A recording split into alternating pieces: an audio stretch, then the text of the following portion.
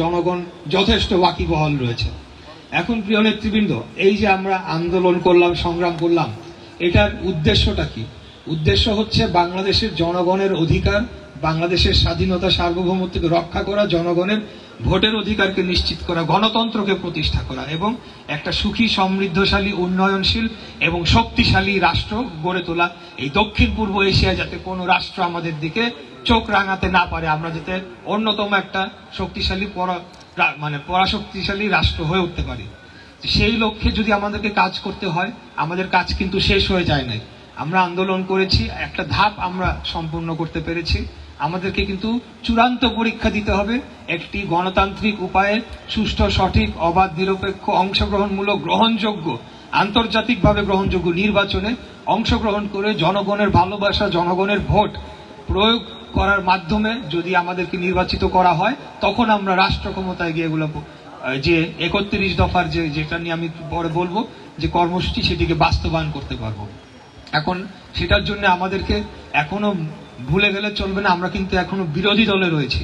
আমাদেরকে শুধু এই, আমি আপনাদের উদ্দেশ্য করে বলছি না, সারা দেশ আমি উদ্দেশ্য করে কথাগুলা বলছি।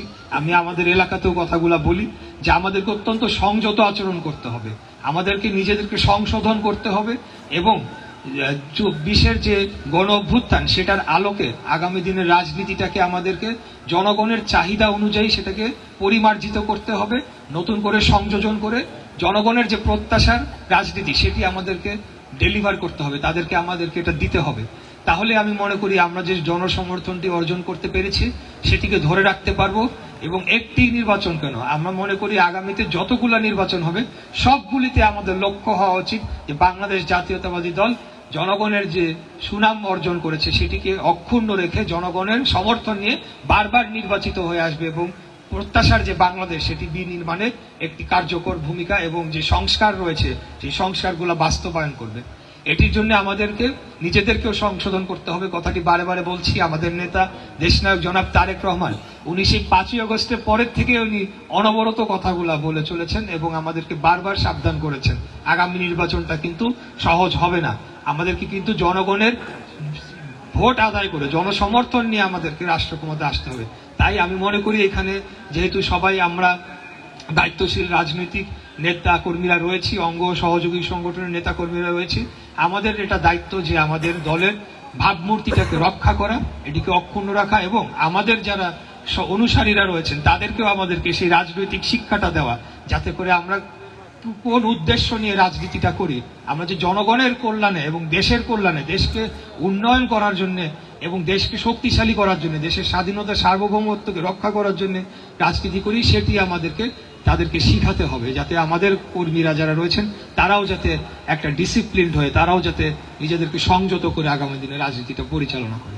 তাহলে আমি মনে করি যে আমাদের যে এত ত্যাগ সেটি সফল হবে, সার্থক হবে এবং শহীদ রাষ্ট্রপতি জিয়াউর রহমানের রেখে যাওয়া যে বাংলাদেশ জাতীয়তাবাদের উপরে ভিত্তি করে আমাদের এই দলের জনপ্রিয়তা আজকে আমরা পেয়েছি, যেটির উপর ভিত্তি করে আজকে আমরা সারা বাংলাদেশের জনগণের সমর্থন আমরা পাই যখন আমরা কোথাও যাই, সেটিকে আমরা ধরে রাখতে পারবো এবং সেটির মর্যাদাটা আমরা অক্ষুণ্ণ রাখতে পারবো। নেতৃবৃন্দ, আমাদের যে সংস্কার প্রস্তাবের বিষয় এখন বলা হচ্ছে, 31 দফার সংস্কার,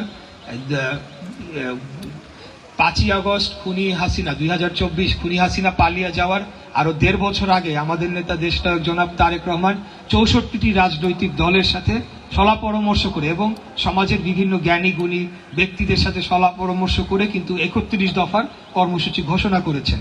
এবং তার আগে আপনারা জানেন যে 2016 সালে ভিশন 2030 ঘোষণা করেছিলেন আমাদের নেত্রী, দেশনেত্রী বেগম খালেদা জিয়া। তার আগে আমাদের যে বাংলাদেশ জাতীয়তাবাদী দলের প্রতিষ্ঠাতা সভাপতি, আমাদের আদর্শিক নেতা এই শহীদ রাষ্ট্রপতি জিয়াউর রহমানের 19 দফার মাধ্যমে কিন্তু